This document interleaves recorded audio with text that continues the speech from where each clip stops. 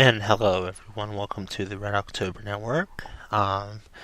Glad to see everybody or hear everybody. Doing a little bit of audio this time. It's a little late at night, so I'm not going to um, go on with producing a video. So what I'm going to do is going to talk to you guys. We're just going to do this in the style of a radio show, and so, anyways, I know there was an article that popped up. Um, it's about college graduates. It was actually it came out of a article that popped up. Um, it actually came up with a underemployed. So I'm looking at Tri-State homepage. It says a study by the Bureau of Labor Statistics finds 50% of students graduating from college with a bachelor's degree in 2012 are unemployed or underemployed. Now, I've had a lot of thoughts with exactly what this means. The first thing is with it is that it has raised a lot of questions, and I know that a lot of times what happens is people have said common threads among this thing. Now, I'll give you a little background on myself. I'm actually a recent college graduate. I graduated from Penn State 2010, and if you didn't know that already, and as far as I know, what happened was I graduated with a degree in geography, and I'm working retail right now, so I kind of have that feeling too about college graduates and everything like that. And I know there's some common threads I mentioned before that people had said that that Obama was at fault for this, and this was hope and change. You voted for it. You should take it. And I said, this is, first of all, not everybody voted for Obama in college. I mean, he was extremely popular, I know, up at Penn State. And Sarah Palin wasn't. I can tell you that right now because Obama got Old Main Lawn. Sarah Palin got Recall. So that's something. And, some people have said, oh, they should have gone into trade school. I mean, that's noble if you're good at it, but I just don't think that anybody should just go to trade school and just say, well, I'll make $75 an hour. You have to go through and you have to get apprenticeships. Here in Pittsburgh, for example, you have to have an apprenticeship, but basically, because we are a blue-collar town, it's really, really hard to get a internship or apprenticeship with like plumbers or HVAC electricians or whatever. Not all of them make the money. The real good ones, just like college graduates, the ones that are making $100,000 a year, are very, very good at their craft. So there's that. Also, I noticed a lot of people were saying about money.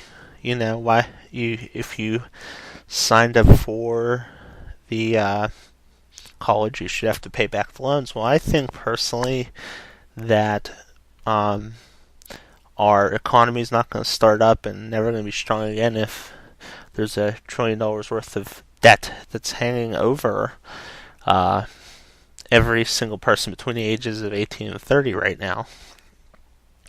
And I think that's going to be a big problem.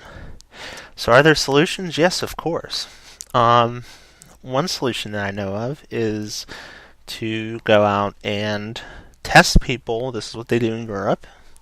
They go out and they say, all right, we'll test you for skills and aptitudes, and we'll stick you in a trade school or we'll stick you in the college. I also think there's a good thing with college that there should be no federal funding. Either you get a scholarship or you join the military, you have somebody pay you or back you. You shouldn't, if you can't pay for it, chances are you don't belong there. I think there's a lot of degrees that also are useless. I know they call them the STEM, science, technology, engineering, and math, those are the real only college majors that are worth it anymore. So that's one of the big things that's a big problem with college. So that's definitely something where you have to actively look and try to find something. And so the article I showed, or the article that I was talking about, a lot of people say, that they were swindled into this by Obama, which was untrue.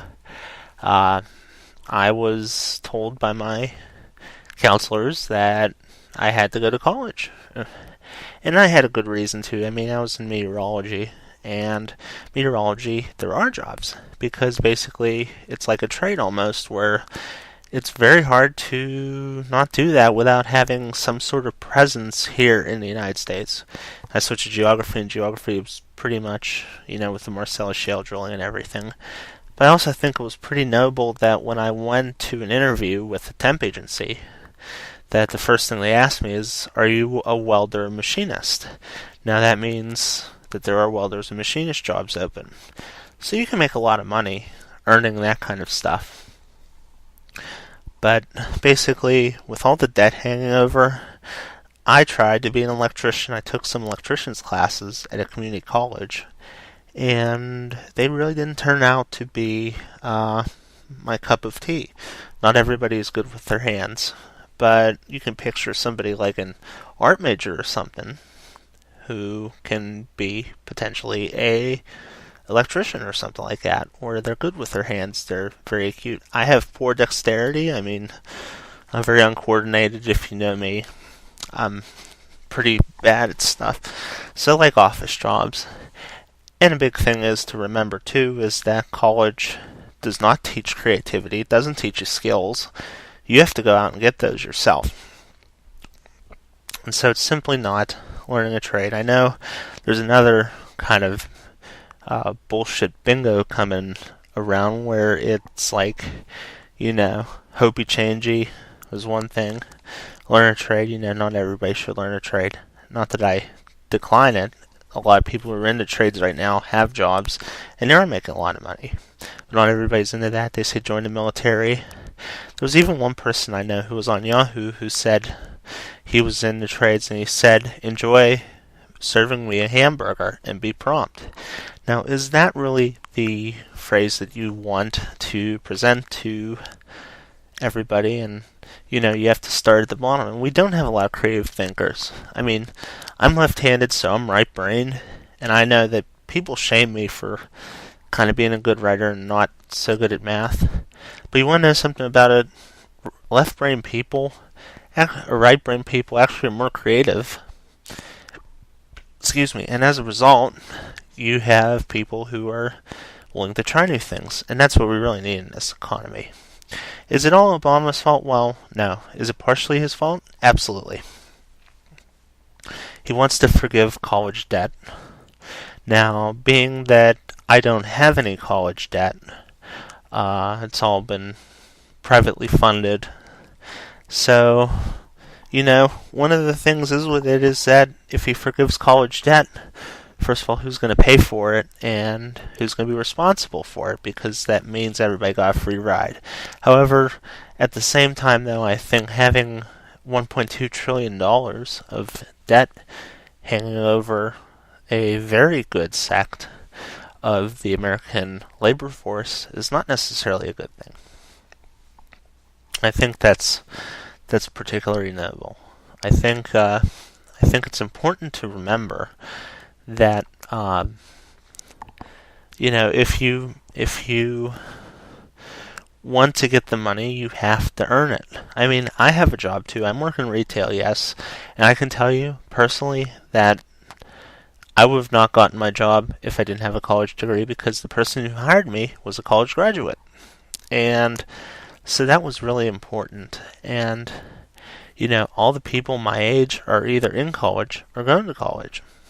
So that's really, really something. And, if you're starting out, yes, it's notable that, college graduates have a unemployment that's very similar to the national average, but high school graduates really have nothing.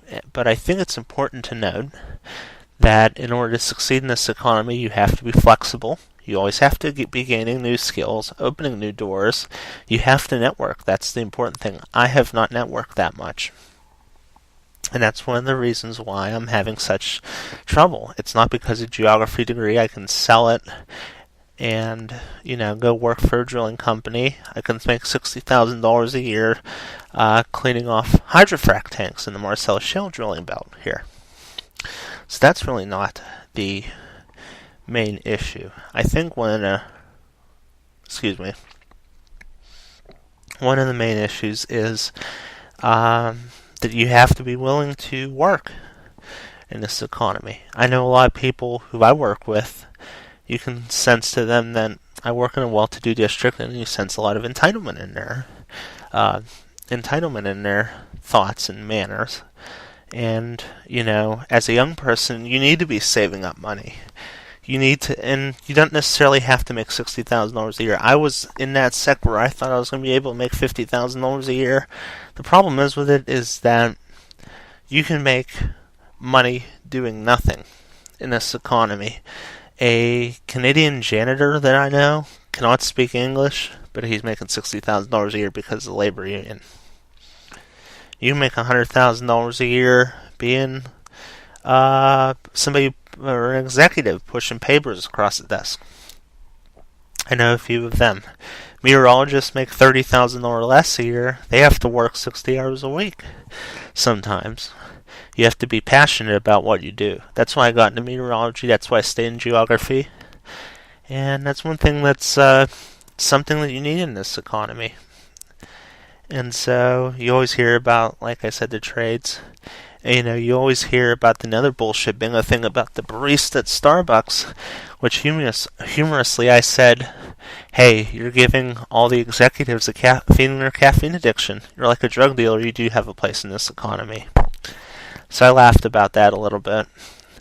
And it's simply, we value too many jobs by how much they make, and we don't care about whether it's really something somebody can be good at. And so science majors are not having so much trouble. They're still having a lot. We do have a lot of biologists. We have a lot of social scientists, which are not hard science. They're kind of soft science. But what's notable about it is that in this economy nowadays, you have to be able to adapt. And I think you could blame one thing, or one attempt. You could blame it on the fact that we've gutted the middle class, that there's a lower class and there's an upper class, and you have to have admission through parents or friends to get to that upper class. And technology and the statement that it has, if it can be outsourced, it has or it will be. I'm a strong believer in that. Getting a recovery to this economy is doable, but it is in the matter of going out and trying to create a middle class where somebody like me who can do survey work or sampling work or something like that can get a job. I also think we have to have a better balance of workers. Yeah, we need electricians. We need people who like auto mechanics and stuff. And the reason why they're paid so well is because they number so few in this economy. And I wouldn't do it. I don't think I could do it. And that's just the main problem. And it will continue to be a problem as long as we're putting 85% of the people who graduate from high school into college. So that's my thoughts. So anyways, that's my 15-minute rant on why 1 out of 2 people recent college graduates are unemployed.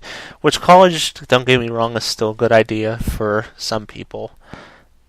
But if it's just to pick up something that would later be a hobby, it's not worth it.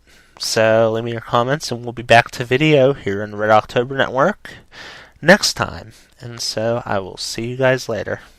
Have a good one.